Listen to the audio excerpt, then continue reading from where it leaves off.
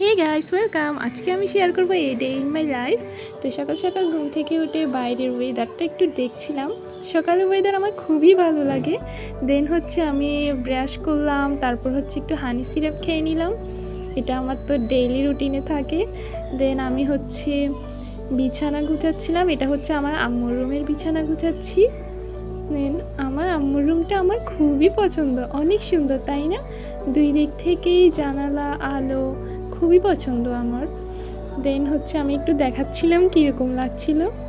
বাইরে প্রচুর রোদ। দেন আমি আমার রুমটা গুছানোর জন্য চলে আসলাম। দেন আমি সেটাও গুছিয়ে নিলাম। কি সুন্দর লাগছে তাই না? আমার রুমটাও আমার বেশ পছন্দ। দেন আমি সব কিছু একটু একটু করে দেখাচ্ছিলাম। বাইরে থেকে প্রচুর রোদ পড়ছিল সেই টাইমে। তারপর আমি হচ্ছে একটু ব্রেকফাস্ট বানানোর জন্য চলে আসলাম। আজকে বানাচ্ছি আমি লুচিগুলো কি সুন্দর ফুলেছে, দেখো দেখো।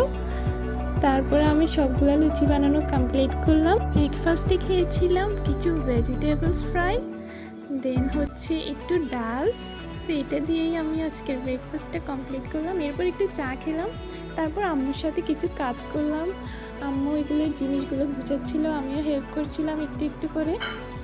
একটা নিডো, দেন ওটস, তারপর হচ্ছে কুকিজ, এগুলো দেন কফি মেড, সবগুলো আমি হেল্প করছিলাম আম্মুর সাথে।